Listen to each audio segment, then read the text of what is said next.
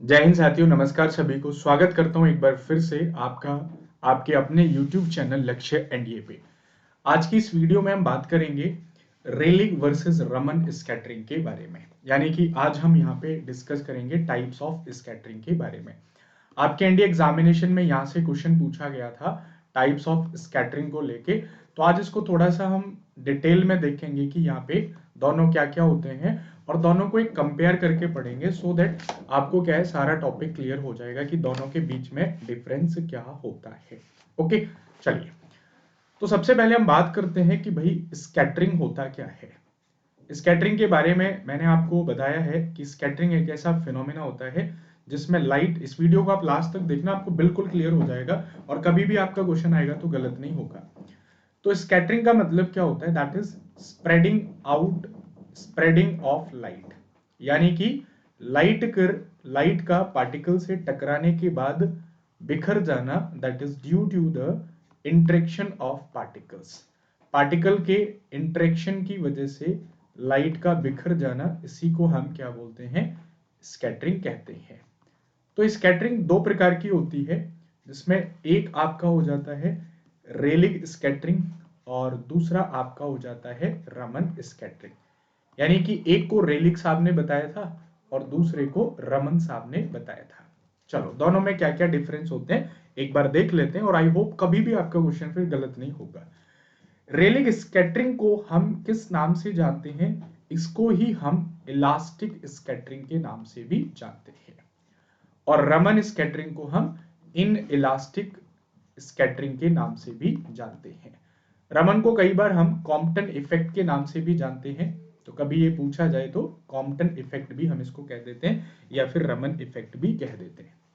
भाई दोनों में डिफरेंस क्या होता है?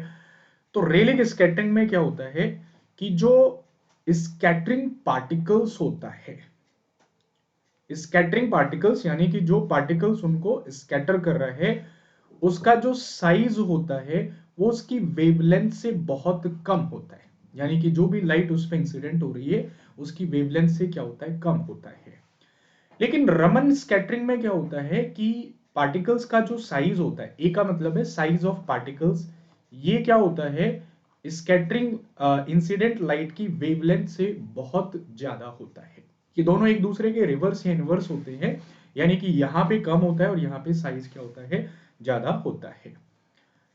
आफ्टर स्कैटरिंग इफेक्ट की मैं बात करूं तो रेलिग स्कैटरिंग में जो स्कैटरिंग लाइट होती है उसकी फ्रीक्वेंसी और वेवलेंथ में कोई भी चेंज नहीं होता है। इसीलिए इसको क्या कहा जाता है? इलास्टिक स्कैटरिंग भी कहा जाता है। इलास्टिक का मतलब that is no change in its wavelength as well as the frequency. और रमन के अंदर क्या होता है? That is change in its length and wavelength and the frequency. यानी कि जो इंसिडेंट लाइट होती है और स्कैटर्ड लाइट होती है, दोनों की वेवलेंथ और फ्रीक्वेंसी क्या हो जाती है? डिफरेंस हो जाती है, डिफरेंट, अलग अलग होती है। भाई और क्या होते हैं? रेलिंग में जो एनर्जी होती है पार्टिकल्स की, वो क्या होती है? कंजर्व होती है। यानी कि जो इंसिडेंट पार्टिकल होते हैं इनकी एनर्जी कंजर्व होती है और रमन के अंदर जो एनर्जी होती है वो क्या होती है? Not conserve. यहाँ पे एनर्जी कंजर्व नहीं होती है। भाई और क्या डिफरेंस होता है? रेलिंग स्कैटरिंग में जो इन्वॉल्व करते हैं वो किसी भी पार्टिकल्स या किसी भी लाइट के एटम्स या मॉलिक्यूल ही क्या करते हैं? पार्टिकल्स के एटम या मॉलिक्यूल से इन्वॉल्व करते हैं। लेकिन रमन स्कैटरिंग में एटम के और मॉलिक्यूल के साथ साथ इलेक्ट्रॉन भी क्या करते हैं? इन्वॉल्व होते हैं इसमें। ओके, तो ये भी एक बेसिक डिफरेंस इनके बीच में हो जाता है। और मैं बात करूं रेलिंग स्कैटरिंग में पार्टिकल्स के केमिकल नेचर पे कोई भी फर्क नहीं पड़ता है। यानी कि केमिकल नेचर क्या होता है? सेम होता है। और रमन स्कैटरिंग में क्या होता है कि जो केमिकल नेचर होता है, केमिकल नेचर क्या होता है? चेंज हो जाता है। तो जैसे आपके एनडीए में यही क्वेश्चन पूछा गया था कि which of the following types of scattering in which energy is not conserve, या फ्रीक्वेंसी जिसमें चेंज हो जाती है उसको हम क्या कहते हैं, रमन इफेक्ट और कॉम्पटन इफेक्ट कहते हैं।